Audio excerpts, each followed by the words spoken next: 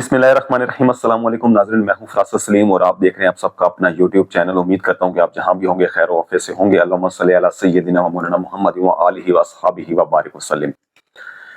ناظرین، بالآخر آج عمران خان سے ملاقات ہو گئی ان کے وکلا کی اڈیالہ جیل میں، اور عمران خان نے میسیج بھیجا ہے۔ کچھ افواہیں تھیں کہ عمران خان کو کسی اور جگہ منتقل کر دیا گیا ہے، عمران خان کی صحت ٹھیک نہیں ہے۔ عمران خان کے حوالے سے قاسم سوری انہوں نے ٹویٹ کی، اور اس کے بعد پھر کچھ صحافی جو ہیں انہوں نے خبریں دیں، جس کی وجہ سے، اور ظاہری بات ہے کہ پریشانی اس لیے بنی کہ حکومت جو عمران خان کے وکلا تھے، عمران خان کی فیملی تھی، ان کو عمران خان سے ملاقات کرنے کی اجازت نہیں دے رہے تھے۔ تو ظاہری بات ہے کہ پھر افواہیں گردش کر رہی تھیں، اور اس کے بعد بالآخر آج جا کے عمران خان سے ملاقات ہوئی۔ بیرسٹر گوہر انہوں نے آ کے میڈیا ٹاک کی، اور اس کے بعد انہوں نے عمران خان کا پیغام پہنچایا۔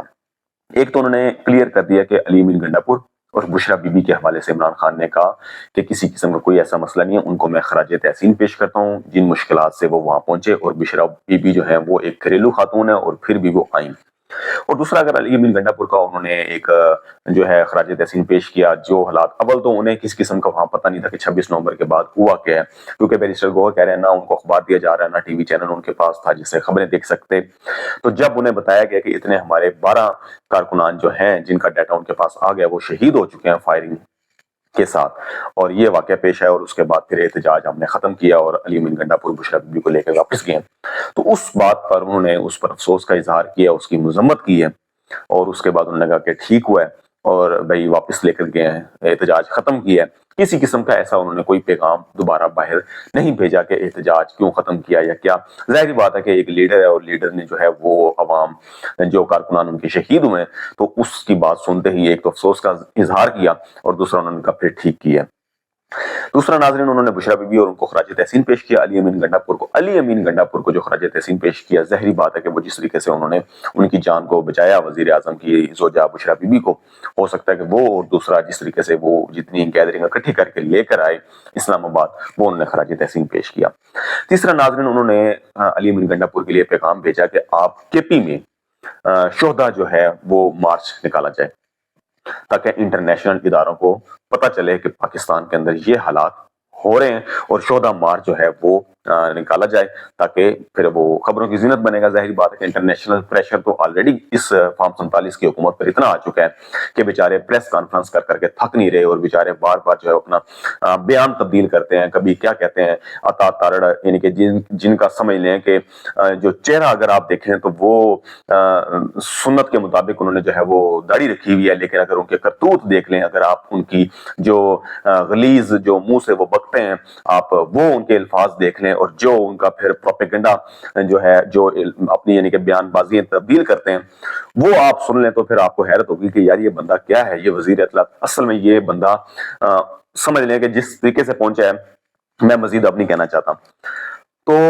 اب وہ چیزیں سامنے آ رہی ہیں، اور انٹرنیشنل میڈیا تو آلریڈی کہہ رہا ہے، تو یہ اب حکومت جو ہے فارم 47 کی وہ کہتی ہے کچھ ایسا نہیں ہوا، تو عمران خان نے ایک یہ میسج دیا کہ بھائی وہ آپ شہداء جو ہے وہ مارچ نکالا جائے۔ تیسرا انہوں نے پیغام دیا کہ آپ فوری طور پر جو ہے وہ قومی اسمبلی کے اندر اور سینٹ کے اندر جو ہے وہ ریکوزیشن جمع کروائیں، اور اجلاس بلایا جائے، اور شہداء جو ہیں ان کے حوالے سے بات وہاں اسمبلی فلور پر کی جائے۔ اور ایک انہوں نے کہا کہ جی پارٹی کے اندر سب جو ہے نا وہ اتفاق سے رہیں، کسی قسم کی کوئی ایسی بات نہ کریں، اور پنجاب کی قیادت کے حوالے سے بھی انہوں نے کہا کسی قسم کی کوئی ایسی بات نہیں کی۔ اس کا مطلب ہے کہ عمران خان، ظاہری بات ہے کہ وہ جیل میں بیٹھے ہیں، انہیں اس چیز کا آئیڈیا ہے کہ جس طریقے سے فسطائیت جو ہے وہ یہ گورنمنٹ کر رہی ہے، فارم 47 کی پیداوار جو ہے وہ ظلم و ستم اور بربریت کا جو ہے وہ نظام ایک قائم کیا ہوا ہے، اس حوالے سے عمران خان نے سمجھتے ہوئے کہ پنجاب میں مریم نواز کی حکومت اور جتنا کریک ڈاؤن کیا، تو اس وجہ سے ہو سکتا ہے کہ عمران خان نے کوئی ایسی بات نہ کی ہو۔ اور میں سمجھتا ہوں کہ ایک اچھی بات ہے کہ اس موقع پر عمران خان نے کوئی ایسا پیغام نہیں دیا جو پارٹی کے اندر مزید انتشار کا باعث بنے۔ اب آپ دیکھیں گے کل پرسوں 1-2 دن کے اندر پارٹی کے اندر جو حکومت بیانیہ بنا رہی تھی کہ پارٹی تقسیم ہو چکی ہے، اور علی امین گنڈا پور اور بشرا بی بی کے اندر اختلافات ہیں، تو عمران خان کے آج اس میسج نے ان کو بھی چپ کروا دیں گے، اور پارٹی کے اندر بھی جو ہے وہ آپ 1-2 دنوں کے اندر دیکھیں گے کہ ایک نظم و ضبط جو ہے وہ دوبارہ پیدا ہو گیا ہے، اور کسی قسم کی کوئی بیان بازی نہیں ہوگی۔ دوسرا ناظرین، یاسمین راشد صاحبہ نے ایک خط لکھ دیا چیف جسٹس یحییٰ آفریدی صاحب کو کہ جو 26 نومبر کو 25 نومبر کی رات کو جو معاملہ اسلام آباد ڈی چوک پر ہوا ہے اس کی انکوائری کرائی جائے۔ تو ناظرین، اب ایک طرح سے تو چیف جسٹس کو خط لکھ کے چیف جسٹس سی آفریدی کو یاسمین راشد صاحبہ نے ایک مشکل میں ڈال دی ہے، لیکن کیا چیف جسٹس سی آفریدی یاسمین کے لیٹر پر ایکشن لیں گے؟ تو اس کا جواب ہے کہ وہ ہرگز نہیں لیں گے، کیونکہ وہ بیچارے کیا کر سکتے ہیں، وہ تو اب ان کے پاس تو اختیارات ہی نہیں ہیں، اور جن کے پاس اصل اختیارات ہیں جو اس فارم 47 کی حکومت نے، اس 2 نمبر حکومت نے ایک جو آئینی بینچ بنایا، اور اس آئینی بینچ کے اندر جسٹس امین الدین جیسے ہیرے چن چن کے بٹھائے۔ انہوں نے جب کے پی کے ایڈوکیٹ جنرل نے اس پہ انہیں کہا تھا ویڈیو لنک پر کہ آپ اس پر سو موٹو لیں کہ سینکڑوں افراد جو ہیں وہ زخمی ہیں اور فائرنگ ہوئی ہے، اس پہ تحقیقات کریں، تو اس آئینی بینچ کے جو سربراہ تھے جسٹس امین الدین، جن کا تعلق ملتان میرے علاقے سے ہے بدقسمتی سے، تو وہ وہاں بولے کہ یہ کیس ہمارے پاس نہیں ہے، یہ سیاسی باتیں آپ نہ کریں۔ تو یقین کریں، خدا کی قسم دکھ ہوا کہ یہ انہیں سیاسی باتیں نظر آئیں جسٹس امین الدین کو، جو آئینی بینچ کے سربراہ ہیں۔ تو یہ ایسے ایک ہیرے ہمارے ملک میں بیٹھے ہوئے ہیں جو 100 موٹو لینے کی بجائے اگر ایک ایڈوکیٹ جنرل ایک صوبے کا وہ آپ سے درخواست کر رہا ہے کہ 100 موٹو لیا جائے، تو اس پر آپ کہہ رہے ہیں کہ یہ ہمارے سامنے کیس نہیں ہے اور یہ سیاسی باتیں ہمارے سامنے نہ کریں۔ سینکڑوں لوگ جو ہیں زخمی ہوئے ہیں، فائرنگ ہوئی ہے، لائٹس آف ہوئی ہے، پوری دنیا نے دکھایا، اور ایک جو آئینی بینچ کے ہیرے ہیں وہ کہتے ہیں کہ کچھ ہوا ہی نہیں۔ ٹھیک ہے، اچھا، اب اس کے بعد وہ نہیں، انہوں نے ایکشن نہیں لیا جن کا آئینی حق تھا، یہ خود نوٹس لیتے، لیکن انہوں نے تو مطیع اللہ جان جو سپریم کورٹ کی جو ہے وہ رپورٹنگ کر رہے ہیں، ساڑھے تین دہائیاں انہوں نے اس کام میں گزار دی ہیں، ان کو جب گرفتار کیا گیا اور بھونڈے پرچے کے اندر ان کو گرفتار کیا گیا، تو آئینی بینچ کا کام تھا وہ 100 موٹو لیتا، لیکن آئینی بینچ 100 موٹو نہ لیتا، کوئی ایکشن کچھ تو لیتا نا، کہ بھائی آپ کرتے کہ بھائی ایک صحافی کو اٹھا لیا گیا اور اس کے اوپر اپنے آئس کا مقدمہ ڈال دیا ہے، کیا آپ کر رہے ہیں؟ لیکن بدقسمتی کے ساتھ وہاں بھی جو ہے وہ ججز ہمارے خاموش رہے۔ تو پھر ان حالات میں جب ایک چیزیں سامنے نظر آ رہی ہیں آئینی بینچ کو، وہ کچھ نہیں کر سکے جن کے پاس اتنے اختیارات دیے ہوئے ہیں اس فارم 47 کی حکومت نے، لیکن فارم 47 کی حکومت نے جو اختیارات دیے ہیں آئینی بینچ کو، وہ صرف اپنے کام کے لیے کیا نا، کہ جو ہمارے کیس جائیں، جو بابا سہولت کار قاضی ان کو سہولت دے کر گیا تھا، ان کے لیے جو ہے وہ راستے آسان کر کے گیا تھا، تو اس کے لیے ظاہری بات ہے انہوں نے کیا اور بنایا تھا کہ یہ تحفظ فراہم کرے گا آئینی بینچ، یہ جو چن چن کے ہیرے رکھے ہیں اس کے اندر، تو یہ تحفظ فراہم کرے گا اور فارم 47 کی حکومت جو ہے وہ کچھ عرصہ مزید سانس لے لے گی۔ اب جب یہ حالات ہیں تو پھر چیف جسٹس سی آفریدی وہ بیچارے کیا کریں گے جن کے اختیارات ہی نہیں ہیں؟ تو یاسمین راشد صاحبہ نے تو ایک لیٹر لکھ دیا، ایک بظاہر تو ان کے لیے پریشانی ہوگی کہ وہ سوچ بچار کریں گے کہ اب میں اس کا کیا کروں، لیکن وہ کچھ بھی نہیں کریں گے۔ اب ناظرین، پاکستان کے اندر جو حالات موجودہ ہو گئے ہیں، جو اس فارم 47 کی حکومت اور اس سے پہلے پی ڈی ایم کی حکومت جتنی 2 نمبریاں کرنی تھیں، جتنے انہوں نے پروپیگنڈے کرنے تھے انہوں نے کر لی ہیں، اس کی اگر انٹرنیشنل لیول پہ کوئی انکوائری ہو تو ہو۔ پاکستان کے اندر یہ اب پی ٹی آئی کہہ رہی ہے جوڈیشل کمیشن بنایا جائے، ایک سٹنگ جج جو ہے اس کی اتنی حیثیت اب ختم ہو گئی ہے کہ وہ بیچارہ کچھ نہیں بول سکتا، وہ کچھ نہیں کر سکتا۔ تو اگر جوڈیشل کمیشن اگر بنایا جائے گا کسی چیز کی انکوائری کے لیے، تو ریٹائرڈ جج وہ کیا کرے گا؟ اس کو تو ایک میسج آنا ہے، دبکا لگنا ہے، اس نے کہنا ہے ٹھیک ہے جی، جیسے آپ کہیں گے ہم وہ آپ کو رپورٹ دے دیں گے۔ اب ناظرین، ویڈیو لمبی ہو رہی ہے، میں آپ کو بتاؤں کہ عطا تارڑ جو ہے نا، ان کے جھوٹ پہ جھوٹ آ رہے ہیں۔ پہلے جس دن 26 تاریخ کا واقعہ ہوا تو یہ موصوف گئے اور انہوں نے ویڈیو بنائی، کہتے ہیں کہ جی کسی قسم کی کوئی فائرنگ نہیں ہوئی اور یہ دیکھیں آپ یہاں کسی قسم کا کوئی خول نہیں ہے۔ اب جناب دوبارہ پریس کانفرنس کر رہے ہیں، کہہ رہے ہیں جی فائرنگ ہوئی ہے اور یہ تحریک انصاف کے کارکنان نے کی ہے۔ تو بھائی جب آپ پہلی دفعہ آپ وہاں گئے تھے آپ اپنے ٹک ٹاک بنانے کے لیے، تو اس وقت آپ کو خول نظر نہیں آئے تھے؟ اس وقت آپ نے موقف وقت بنایا تھا کہ کسی قسم کی کوئی فائرنگ نہیں ہوئی اور جو ہے وہ کسی قسم کا کوئی خول نہیں ہے، اور اب آپ بیان اپنا بدل رہے ہیں،